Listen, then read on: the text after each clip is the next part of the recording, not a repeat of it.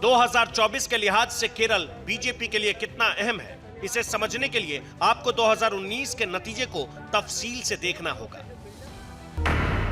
20 Lok Sabha seat वाले केरल में BJP 14 सीटों पर लड़ी, लेकिन उसे एक भी सीट नहीं मिली। हालांकि बीजेपी को 13% वोट जरूर मिले। उसकी सहयोगी पार्टी बीजेडीएस ने 4 सीटों पर चुनाव लड़ा, लेकिन वो एक भी सीट जीत नहीं पाई।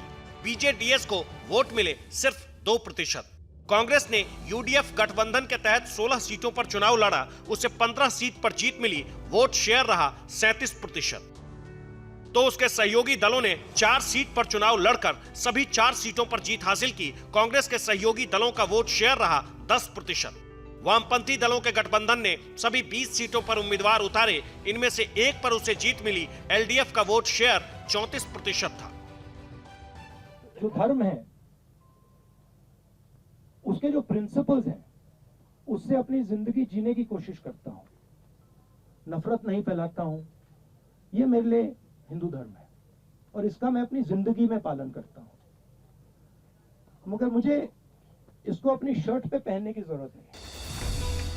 बीजेपी केरल में वोट बढ़ाने और पहली बार सीट जीतने की खातिर हर वर्ग में पैठ बनाने में जुटी है। इसके लिए पार्टी ने 22 दिसंबर से 31 दिसंबर तक ईसाई समुदाय का समर्थन हासिल करने के लिए स्नेह यात्रा चलाई थी। केरल में ईसाइयों की आबादी करीब 18% है। बीजेपी को पूरी उम्मीद है कि 2024 में केरल में कमल जरूर खिलेगा। ऐसा होगा या नहीं, ये तो चुनावी नतीजे आने के बाद पता लगेगा। लेकिन 2019 में केरल में बीजेपी किन किन सीटों पर अपनी ताकत दिखाने में कामयाब रही, उसका अंकगणित भी देख लीजिए। 2019 में बीजेपी ने त्रिशूर सीट से मलयालम सुपरस्टार सुरेश गोपी को उतारा था, जिन्हें 28% वोट मिले। 2014 में इसी सीट पर बीजेपी उम्मीदवार केपी श्रीसन को 11% वोट मिले थे। 2019 में तिरुवनंतपुरम केरल की अकेली सीट थी, जहां बीजेपी दूसरे नंबर पर थी। उस चुनाव में बीजेपी उम्मीदवार के राजशेखरन को 31% वोट मिले। हालांकि 2014 में इसी सीट पर बीजेपी के ओ राजा गोपाल को 32% वोट मिले। इस बार बीजेपी का जोर केरल की पठानमथिट्टा सीट पर भी है, क्योंकि 2019 में यहां पार्टी उम्मीदवार के सुरेंद्रन को करीब 29% वोट मिले थे, जबकि 2014 में इस सीट पर बीजेपी को सिर्फ 16% वोट मिले थे। केरल की अटिंगल सीट भी बीजेपी के लिए बहुत अहम है, क्योंकि 2019 में यहां बीजेपी उम्मीदवार शोभा सुरेंद्रन को 25% वोट मिले थे, जबकि 2014 में इसी सीट पर बीजेपी को सिर्फ 11% वोट मिले थे।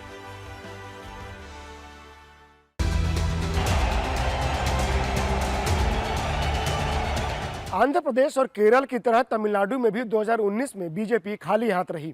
2019 में तो 2014 में मिली कन्याकुमारी की सीट भी बीजेपी के हाथ से निकल गई। इस बार यानी 2024 में बीजेपी का एआईएडीएमके से गठबंधन भी टूट चुका है, लेकिन उसे अपने तेज तर्रार प्रदेश अध्यक्ष अन्नामलाई की सक्रियता और पीएम मोदी के नाम और काम के बूते कांग्रेस और डीएमके गठबंधन को चुनौती देने की उम्मीद है। 2024 के पहले महीने के पहले हफ्ते में ही प्रधानमंत्री नरेंद्र मोदी ने 39 लोकसभा सीटों वाले तमिलनाडु का भी दौरा किया। इस दौरान उन्होंने 20,000 करोड़ रुपए से ज्यादा की परियोजनाओं का शुभारंभ और शिलान्यास किया। इसमें 1100 करोड़ रुपए की लागत से तैयार तिरुचिरापल्ली इंटरनेशनल एयरपोर्ट की नई टर्मिनल बिल्डिंग भी शामिल है। 2 जनवरी को प्रधानमंत्री ने तमिलनाडु की भारतीदासन यूनिवर्सिटी के 38वें दीक्षांत समारोह में भी शिरकत की।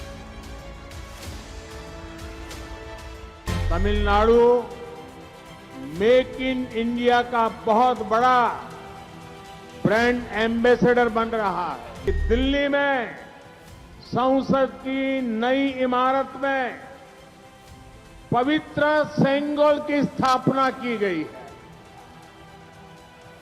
एक गुड गवर्नेंस के उस मॉडल से प्रेरणा लेने का प्रयास है जो तमिल परंपरा ने पूरे देश को दिया है।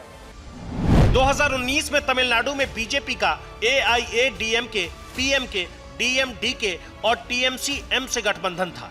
तब बीजेपी ने 6 सीट पर चुनाव लड़ा था, लेकिन जीत एक भी सीट पर नहीं मिली। हालांकि बीजेपी को 4% वोट जरूर मिले। एआईएडीएमके समेत बीजेपी के सहयोगी दलों ने 33 सीटों पर अपने उम्मीदवार उतारे, लेकिन जीत सिर्फ एक सीट पर मिली, जबकि 4 दलों का कुल वोट शेयर था 18%। जबकि यूपीए गठबंधन में कांग्रेस ने 9 सीट पर उम्मीदवार उतारे, उसे 8 सीट पर जीत मिली और वोट शेयर रहा 13%। कांग्रेस की सहयोगी और यूपीए की सबसे बड़ी पार्टी डीएमके समेत 5 दलों ने 30 सीट पर उम्मीदवार उतारे और सभी 30 सीटें जीत ली। इन 5 दलों को कुल 41% वोट मिले।